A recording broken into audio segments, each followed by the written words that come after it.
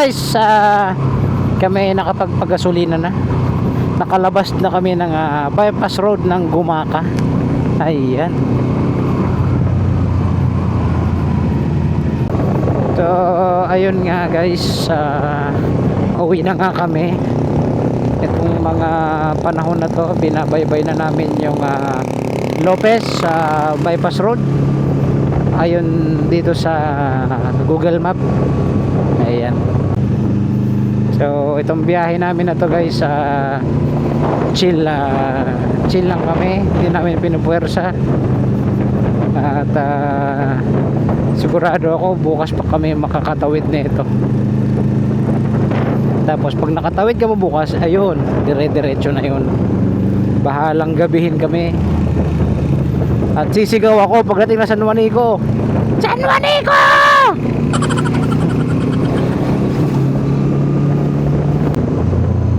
Mamaya is magpapahinga kami. Kailangan namin magpahinga para sa full potential namin bukas. Bukas kasi magkakaalaman, lalo na pag nakatawid na. Bang! Siguro bukas magpahinga man kami bukas. Minutes lang. 5 minutes or 10 minutes. Tapos dire-diretso na.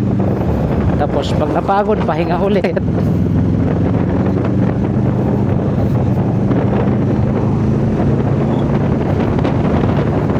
So guys, sige, update na lang ako maya maya pag kung ano ng kalagayan.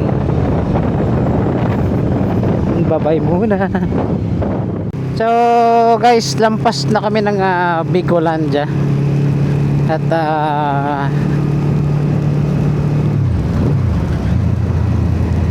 ngayon ay binabaybay naman namin tong base nga pala doon sa sinabi sa akin ni Kuya guys. So nandito na kami sa may sakop ng Bicol, pero parang ang nangyari pala sa lugar na to, so Bicolandia, so syempre gateway to Bicolandia, sakop na raw yan ng Camarines Norte ba yun sabi. Tapos Bicol na daw yun, ang sabi niya sa akin, Bicol na yun. At parang naguluhan din ako sa sitwasyon ng lugar na to, kasi Quezon, tapos Bicol, tapos Quezon na naman. Pero kung guys, kung titignan natin sa mapa, para siguro silang letter C na nagyakap, no, magkaharap. So sa mga taga dito na followers ko, kung meron man, guys, paki-explain naman kasi nalilito ako. Welcome to Tagkawayan, Quezon siguro to. Tagkawayan, Quezon nga.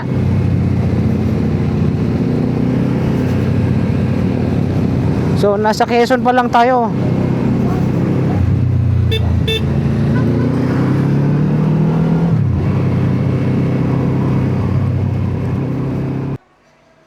So guys, nakakahiya pero kailangan natin tong gawin. Excuse me po ma'am, okay lang magpaka kami dito kasi naiwan namin yung tsinelas namin dun sa ano. Wala ba kayong tsinelas dyan na ano, yung parang disposable na tsinelas? Yan na lang gamitin natin siguro. Tapos iwan na lang natin doon sa labas naman. Or dalhin na lang dito. Okay. Maggawas na lang. Magtingin na lang kita pa. Pasaka. Oo. So guys, andito kami ngayon sa ano, Casa Bicolandia. Ma'am, kaway ka muna sa vlog. Hello. Ano pangalan mo, ma'am? Valerie. Uy. Hala, kamukha niya si ano ko. Hawig niya si ano, pre? Yung kapitbahay natin doon. Valerie din pangalan, di ba? Di ba kataga doon kasama na, ha? Taga dito ka talaga sa Bicol? Bicol to. Sorsogon.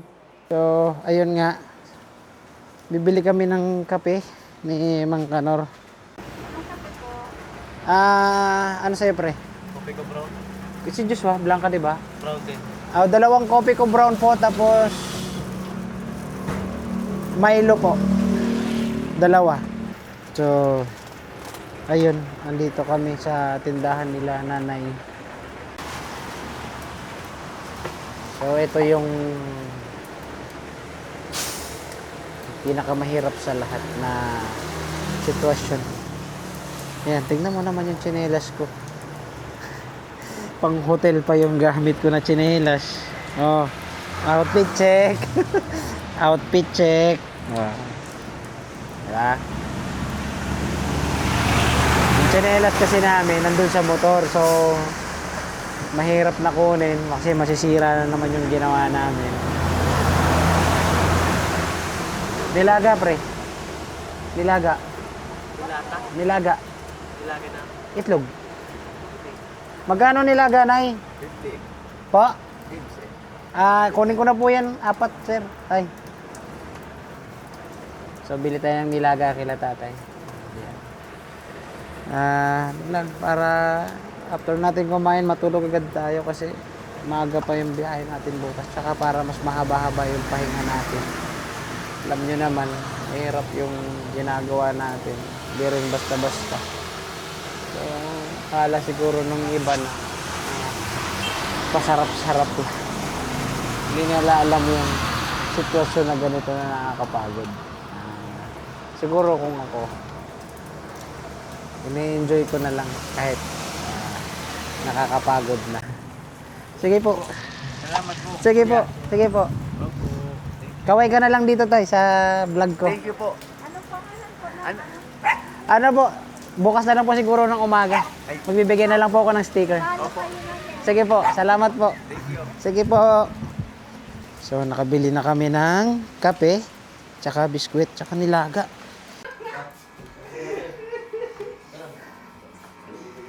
So guys, mamaya na lang ulit. Update na lang ako.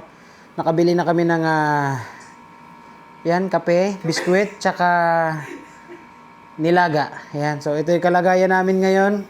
Iyan, oh. Ito yung kalagayan namin ngayon. Ayan. Makikita nyo, andyan pa yung balaklava ko, medyas ko. Guys, yung sapatos ko dun, basa. Bumabaha pala dun sa labas. Kailan ka pala gano'n kayo? Ano kayo chinelas? Binigyan kami, oh. Take out na lang din namin pag-uwi na.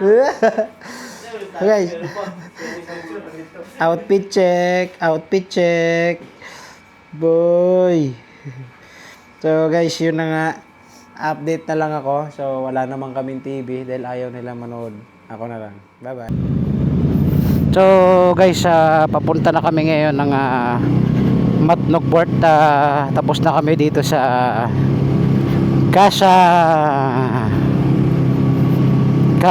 Encantadia, Casa Bicolandia Suites. So thank you po. Ang ganda ng kwarto nyo. Safe, basta goods. Yan. Tapos ang babae at ang gaganda ng staff. Yan, yun yung importante. So guys, let's go. Kailangan nating tapusin to. Nagsisimula pa lang ang laban. Kasi ang totoong laban yung pag sakay natin ng barko. Yan. Para sa akin yun ang totoong laban kasi nandun yung kinakatakutan ko.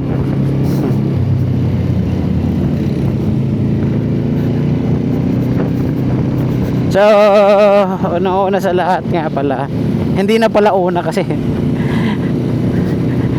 good morning sa inyo lahat dyan, mga followers ko, subscriber, yan, pati sa mga silent viewer kung meron. Ito ngayon, pinabaybay namin ang daan kung saan kami papunta na ng Matnog Port at yun, at para makauwi na kami. So guys, itong video na to at itong biyahe na to Hindi ko to pinuwersa kasi nakakapagod. At ni-enjoy ko lang yung mga nagaganap sa mga rides. Mahirap kasi guys kung pupwersahin mo yung rides mo. Kasi para sa akin unang-una hindi mo mai-enjoy. Tapos syempre nagmamadali ka, hindi ka makakapag-focus sa makakita ng magandang view, hindi mo ma-enjoy yun. Kasi pag ako kasi dati nagra-rides alam nyo naman, ilang beses na ako pabalik-balik ng Manila, Bulacan to Leyte. Hindi pa ako nagbablog nun, so ni-enjoy ko lang, hindi ko minamadali. Pero one time sinubukan ko siyang straighten, talagang hindi ginaya, lalo na mga hindi sanay, mga first timer, hindi kakayanin ng straight. Pero depende pa rin sa inyo yan, kasi ako naman basta ako inaano ko kasi safety first palagi. So guys, update na lang ako mamaya kung anong kalalabasan. Bye bye. So guys, tapos na kami dito sa kuhanan ng papel. Tapos dediretso na kami dun sa Matnog. So tara, gaya nga ng sinabi ko. So tapos na kami dun sa kuhanan ng papel. Hindi ko alam kung anong tawag doon. So dediretso na kami dito sa Matnog Port para pumila at sumakay na ng barko para makatawid na tayo sa Allen. So guys, ang pinili naming shipping line is tama ba? Shipping line. Ang pinili namin ay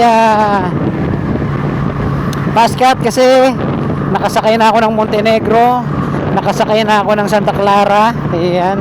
So gusto namin i-try yung Pascat, no? Kung sabi kasi nila mabilis daw. So try natin guys, let's go. So guys, update na lang ako pagdating namin doon sa Matnog Port.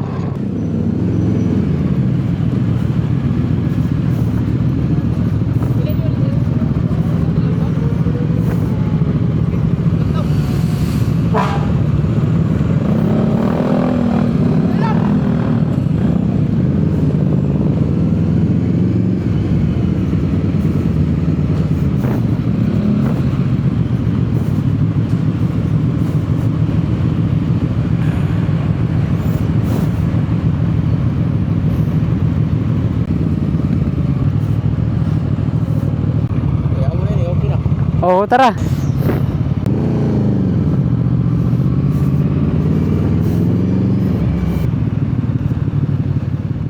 Sir, pwede magtanong? Mga Vlogger kayo siya? Opo. Oo, pwede. Mga ilang oras po kayo tatawirin papunta rin sa Matnog to Allen? 1 hour, 15 minutes. Ito po sa Pascat or sa lahat ng shipping. Ay, hindi. Mas mabilis pa. Kasi, 1 hour and 15 minutes lang. Sir, ano pangalan niyo, sir? Roy, Roy. Taga saan ka, sir? Samis. Sa amin, sa layo pa. Sir, baka may gusto kang batiin. Batiin mo yung pamilya mo. Hoy, ma! Ito na ako. Hindi ako sanay sana sila. Okay lang. Galing kayo Manila, sir? Galing pa kami Bulacan. Pero actually, taga Tacloban po kami. So, nag-rides lang kami papuntang Manila. Eh, dinalaw namin yung kapatid namin na babae. Kala ko na gano'n kayo sa mga rami-rami.